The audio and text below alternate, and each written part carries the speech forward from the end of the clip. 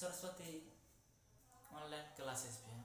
तो फ्रेंड, आप चैनल पे नए आए होंगे तो चैनल को सब्सक्राइब करके बेल नोटिफिकेशन दबा दीजिए, ताकि इस प्रकार का वीडियो आपके पास समय समय से पहुंचता रहेगा। फ्रेंड, हम जो क्लास 8th या 10th जो भी कहिए, हम उसका बेसिक कॉन्सेप्ट लेक्चर 1 में पढ़ा चुके हैं, और उसी के साथ लेक्चर 2 जो आज लाए हैं। हम लेक्चर 1 में फ्रेंड जो बताए हैं सम संख्या और विषम संख्या, लगभग पूरा खत्म हो चुका है फ्रेंड्स। तो आज हम जो उधर पॉइंट हमको याद नहीं है कितना है, तो फ्रेंड हम ज़्यादा लेट नहीं करते और वीडियो को शुरू करते हैं। तो फ्रेंड, हम आज पढ़ेंगे जो पॉइंट हमको ध्यान नहीं है, मान लीजिए पॉइंट 7 पॉइंट का परिमेय संख्या। फ्रेंड देखिए, ये जो class 8th, class 9th, class 10th, ये तीनों के लिए बोल सकते हैं VBI टॉपिक है। ठीक है फ्रेंड, मतलब कि जो क्लास 8th का जो आप अच्छा से क्लियर रहेगा तो 10th तक का क्वेश्चन आपको बनेगा। लेसन वन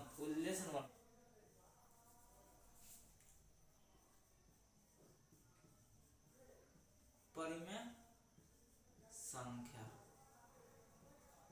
इसको इंग्लिश में क्या बोलते हैं? Rational number. अब रैशनल नंबर क्या है?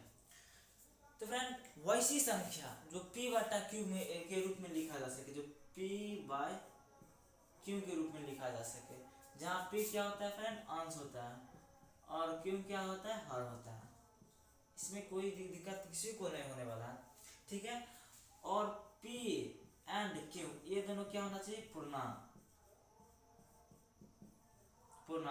और Q जो है वह 0 के बराबर कभी नहीं होने चाहिए। तो ये सब शर्त होती है किसके लिए? परिमेय संख्या के लिए। तो हम डेफिनेशन क्या बोलेंगे? वैसी संख्या जो P/Q के रूप में लिखा जा सके, जहाँ P और Q पूर्णांक हो और Q 0 के बराबर नहीं हो, उसे क्या कहते हैं? परिमेय संख्या कहते हैं। इतना में कोई दिक्कत नहीं होनी चाहिए किसी भी प्रकार की। अगर कोई भी प्रकार की दिक्कत हो तो आप कमेंट बॉक्स में बता सकते हैं, ठीक है फ्रेंड। तो देखिए, इसके डेफिनेशन में परिभाषित कैसे करेंगे? वैसी संख्या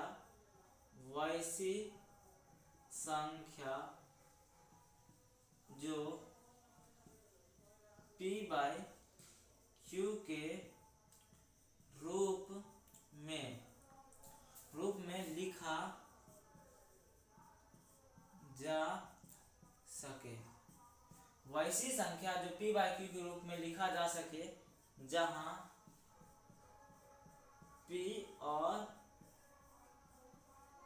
Q पूर्णांक हो, जहां P और Q पूर्णांक हो और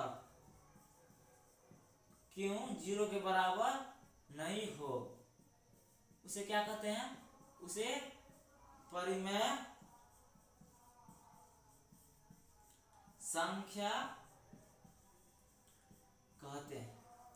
इतना में कोई दिक्कत नहीं होनी चाहिए। और आप लोग कॉपी और पेन लेकर बैठ जाइए, ठीक है। तो इसकी एग्जांपल क्या होगा? जैसे 2, तो 2 कैसे होगा? तो इसके नीचे 1 लिख सकते थे, ये P और ये Q, तो P/Q के रूप में लिखा गया। जैसे √4/√9, तो ये कैसे? फ्रेंड देखिए, ये रूट के बाहर में कितना? 2 और इसके बाहर में 3, तो जो रूट ऐसे बोल सकते, जो रूट से बाहर निकल जाए वो परिमेय संख्या होगी। अर्थात यानी कि जो जिसे मतलब 4 है, तो 4 कैसे होगा? तो फ्रेंड, इसको अगर हम 2 का स्क्वायर करेंगे तो स्क्वायर से रूट कट जाएगा, तो 2 का स्क्वायर कितना होता है? 4। तो फ्रेंड हम लिख सकते हैं ना, √4 का स्क्वायर कितना हुआ? 2। तो इतना में कोई दिक्कत नहीं होगा, ठीक है, किसी प्रकार की कहीं से।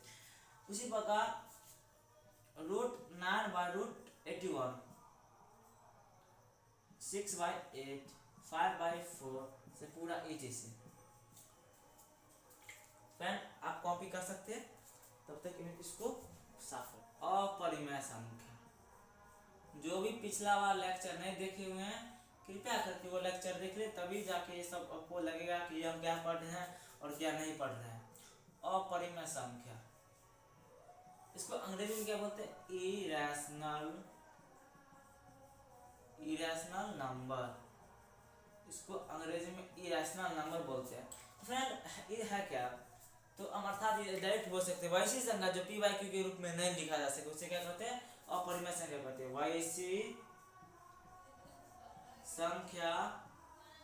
वैसी संख्या जो पी बाई क्यू के रूप में नहीं लिखा जा सके उसे अपरिमेय संख्या कहते हैं। फ्रेंड इसका एग्जांपल ले लेते हैं, जैसे √6 बाय √10, √8 बाय √5। फ्रेंड जिसको ये भी बाई क्यू के फ्रेंड ये रूट में है, जिसका रूट भी बाहर नहीं निकले वो क्या हो जाएगा, अपरिमेय संख्या। ऐसे समझ लेते हैं, √5, √10, इस प्रकार से पूरा 80 से। ठीक है, अब इसको कॉपी कर सकते हैं। जो अब आ गया क्लास 10 की बारी, जो लेसन 1 क्या है, वास्तविक संख्या, रियल नंबर। अब हम क्या पढ़ने वाले, रियल नंबर। जो 9वां नंबर पॉइंट है, 10वां नंबर पॉइंट, वह क्लास 10 क्या, वास्तविक संख्या। वास्तविक संख्या इसको इंग्लिश में क्या बोलते हैं, रियल नंबर। देखिए फ्रेंड, आप कोचिंग में भी जाइएगा तो इतना ही पड़ेगा, और आपको ये फ्री में मिल रहा है तो आप लोग इसको वैल्यू नहीं दे रहे हैं, कोई दिक्कत नहीं है। चलिए अब वास्तविक संख्या क्या है वो देखिए। वैसी संख्या जो परिमेय तथा अपरिमेय संख्या के समुच्चय को वास्तविक संख्या कहते हैं। क्या लिख सकते फ्रेंड, परिमेय संख्या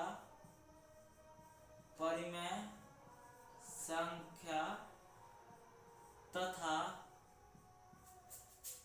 अपरिमेय संख्या के समुच्चय को वास्तविक संख्या कहते हैं। फिर इतना में आपको कोई प्रकार का दिक्कत हुआ होगा तो आप कमेंट बॉक्स में बिंदास बोल सकते हैं, कोई दिक्कत नहीं। क्या बोल सकते हैं, क्लास 8 में जो पहला चैप्टर परिमेय संख्या है उसको हम डिफाइन करते हैं, यानी कि पूरा नोट्स के साथ साथ चैप्टर को क्या करते हैं, द एंड करते हैं। पहला क्या, लेसन 1 क्या फ्रेंड, परिमेय संख्या। ठीक है फ्रेंड, इसको इंग्लिश में क्या बोलते हैं, रैशनल नंबर। फ्रेंड अब पहला इसमें जो पॉइंट बनता है, संख्या का गुणधर्म। क्या पॉइंट बनता है फ्रेंड, संख्या का गुणधर्म। ठीक है, इसमें पहला क्या होता है, संवरक गुण।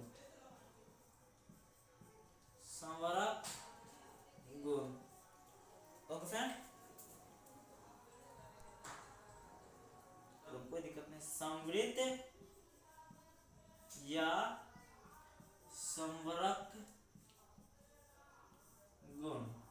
फ्रेंड इसको इंग्लिश में क्या बोलते हैं, क्लोजर लॉ। ओके फ्रेंड, कोई दिक्कत नहीं होनी चाहिए कहीं से। फ्रेंड अब क्लोजर लॉ क्या है, अब ये हम समझते हैं। अब क्लोजर लॉ में पहला क्या होता है, पूर्ण संख्या। क्या होता है फ्रेंड, पूर्ण, इसको कॉल लिख सकते हैं, पूर्ण संख्या, होल नंबर। फ्रेंड अपूर्ण संख्या क्या है, तो शून्य सहित गिनती की संख्या क्या कहते हैं, पूर्ण संख्या कहते हैं। शून्य सहित गिनती की संख्या क्या कहते हैं, पूर्ण संख्या। आप लोग के लिए एक क्वेश्चन है, आप लोग कमेंट बॉक्स में बताइएगा कि सबसे छोटी पूर्ण संख्या क्या है। इतना आसान क्वेश्चन आप लोग कमेंट बॉक्स में बताइएगा, सबसे छोटी पूर्ण संख्या। ठीक है, तो अब क्या है पूर्ण संख्या। अब पूर्ण संख्या में पहला में क्या होता है फ्रेंड, इसमें क्या होता है, योग। क्या होता है, योग। तो कितना, दो पूर्ण संख्या, दो पूर्ण संख्या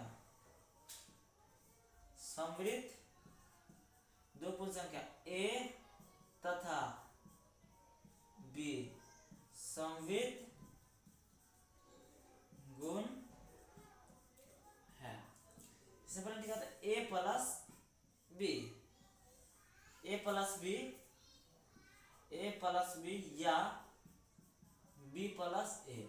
अब ए प्लस बी या बी प्लस ए कहने का मतलब ये हुआ, फिर हमको एक पूर्ण, देखिए पहला बात ये कि पूर्ण संख्या हमेशा माइनस में कभी नहीं रहता है। मैंने तो कभी नहीं बताया होगा कि एक पूर्ण संख्या कभी भी ऋणात्मक होती है, ये तो कभी भी नहीं होगी, कभी भी नहीं होगी।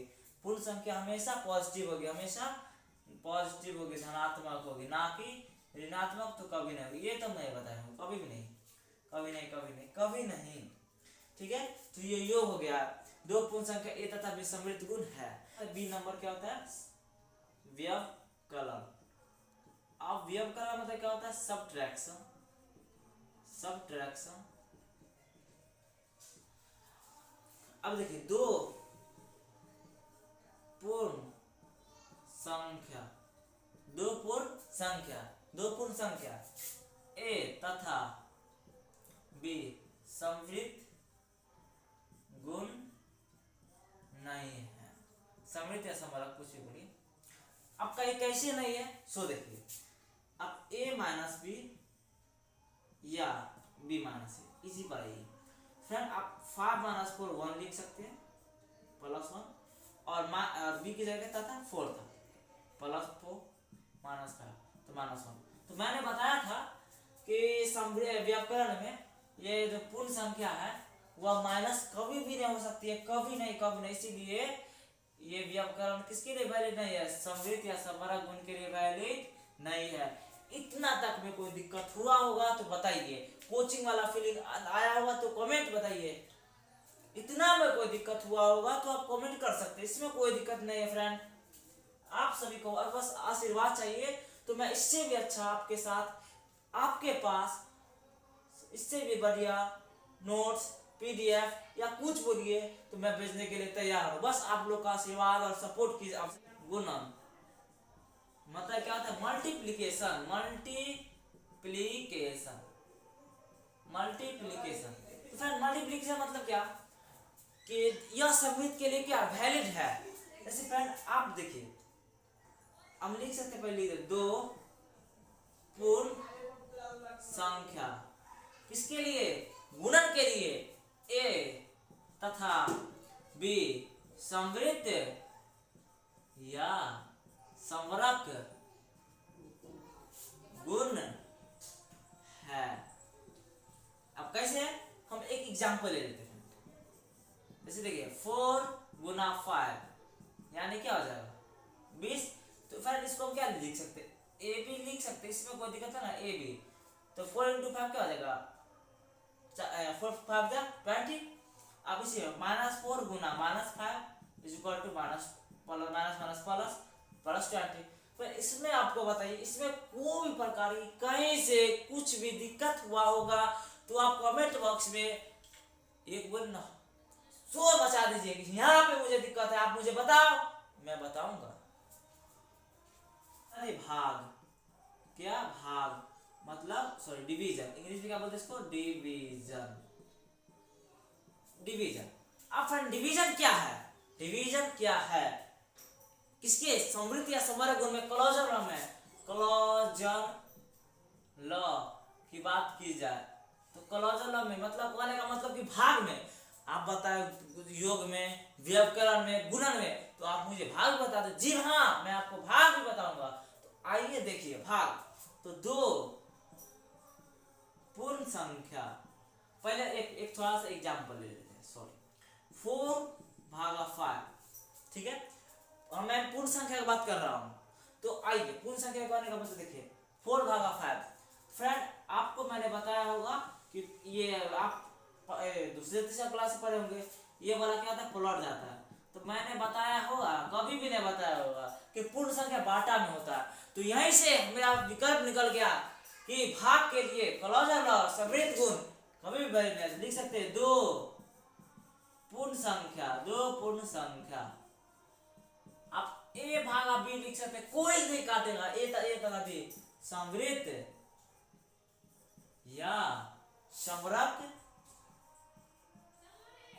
गुण क्या नहीं है, नहीं है, नहीं है, बिल्कुल नहीं है।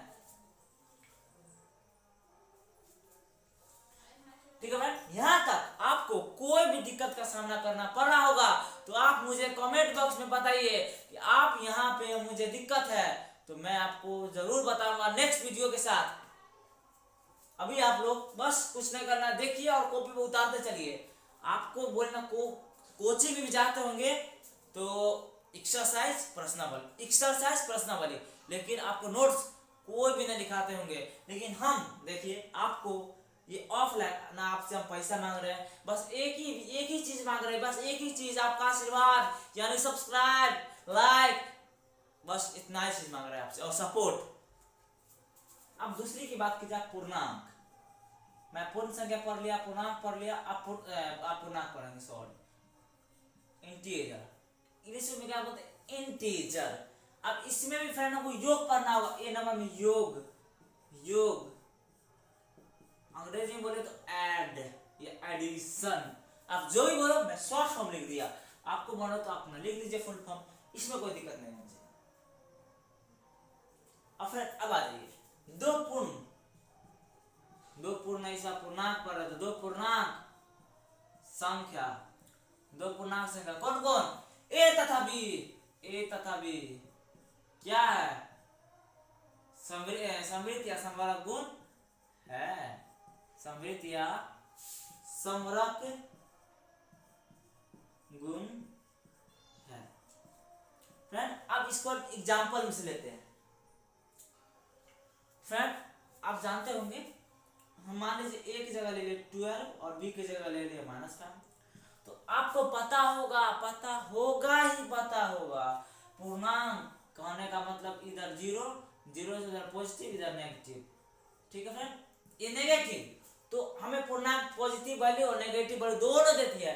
तो मान लीजिए कितना हो गया, 12 - 5 = 7, ये हो गया। और हम योग पढ़ रहे हैं, तो कितना आ जाएगा, एक जगह ले लिए 2 + 2 = 4।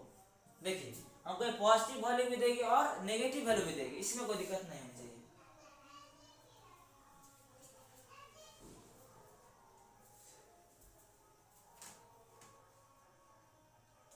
अब इसी के हम व्यवकलन में पढ़ते हैं, योग पढ़ लिया, व्यवकलन इंग्लिश में बोले सब्ट्रैक्शन। अब ये क्या, ये देख लेते हैं, तो दो पूर्णांक संख्या, इसमें थोड़ा एक चीज हम देख लेते हैं, इसमें एक चीज क्या वो देख लेते हैं। तो फ्रेंड जैसे कि मान लीजिए कि हम एक बार और नंबर लाइन लिखते हैं, 0 से उधर पॉजिटिव, +1 +2 +3 से कहाँ तक, इन्फिनिटी तक, इधर -1 -2 -3 से -इन्फिनिटी तक। ठीक है, इतना में कोई दिक्कत नहीं है। तो फ्रेंड अब देखिए, हमको पूर्णांक पॉजिटिव वैल्यू भी देती है और नेगेटिव वैल्यू भी देती है, तो हम इसे स्पष्ट निकल गया कि व्यवकलन मतलब सब्ट्रैक्शन। तो पूर्णांक में समृद्ध या समरक गुण एकदम वैलिड करेगा, सेटिस्फाइड करेगा। तो हम लिख सकते हैं दो पूर्णांक संख्या ए तथा बी समृद्ध या समरक गुण है। तो आप लोग बताइएगा आपको ये वीडियो कैसा लगा, कमेंट बॉक्स में थोड़ा सा दिल भेज दीजिएगा कैसा लगा। ठीक है, अब इसमें हम एग्जांपल लेके आते हैं। मान लीजिए -4 + 5, तो कितना होगा, -1 +1 होगा। ठीक है, आप -5 + 4 कितना था, -1। तो देखिए पॉजिटिव और नेगेटिव दोनों वैल्यू दिया, तो हम कह सकते हैं ना व्यवकलन मतलब पूर्णांक संख्या। तो पूर्णांक संख्या हमको पॉजिटिव और नेगेटिव दोनों वैल्यू देती है, इसलिए ये क्या होगा, सेटिस्फाइड करेगा, समृद्ध समरक गुण होगा। इसमें कोई दिक्कत नहीं होनी चाहिए। इंग्लिश में बोले मल्टीप्लीकेशन, मल्टीप्लीकेशन। दो पूर्णांक संख्या, दो पूर्णांक संख्या ए तथा बी, दो पूर्णांक संख्या ए तथा बी, दो पूर्णांक संख्या ए तथा बी समृद्ध या समवरक गुण है, समृद्ध या समवरक गुण है। अब कैसे है सो देखिए, हम थोड़ा एग्जांपल ले लेते हैं, एक एग्जांपल ले लेते हैं, ठीक है। तो फ्रेंड -4 गुना, इसको आप ए बी दोनों लिख सकते हैं, ए इंटू बी लिखिए और या ए इंटू बी लिखिए, इसमें कोई दिक्कत नहीं होगी। तो -4 गुने 5 ले लिए तो कितना हो जाएगा -20, और इसमें देख लीजिए -4 गुना -5 ले लिए तो माइनस से माइनस का तब कितना जाएगा 4 5 20 लीजिए। नेगेटिव और पॉजिटिव दोनों वैल्यू दिया तो हम बोल सकते हैं कि दो पूर्णांक संख्या ए तथा बी, दो पूर्णांक संख्या ए तथा बी समृद्ध या समवरक गुण है। कैसे है तो मैंने आपको एक्सप्लेन करके बता दिया। पार्ट पढ़ेंगे, मतलब जो नेक्स्ट अगला पार्ट यानी पार्ट 1 कंप्लीट, आज पार्ट 2 कंप्लीट और पार्ट 3 पार्ट 4, यानी कि ये भी लंबा चलेगा। तो इसके साथ हम नेक्स्ट 3 चलेगा, एक्सरसाइज भी कंप्लीट इसी के साथ कवर करेंगे और नोट्स भी इसी के साथ, सारा चीज आपको मिलने वाला है। बस आपको थोड़ा सा रिक्वेस्ट है, आप सब्सक्राइब करना ना भूले और लाइक और थोड़ा सा शेयर, बस आपको 3 चीज करना है। और निश्चित आप एक बार विश्वास दिखाइए, अब आपको कोचिंग की आवश्यकता बिल्कुल नहीं पड़ेगी। अब यही चीज आप कोचिंग में जाके पढ़ोगे, तो कोचिंग में पढ़ेंगे बता चुके ना इसके, तो आज बस इतना रहने दीजिए। तो इसके लिए जय हिंद जय भारत।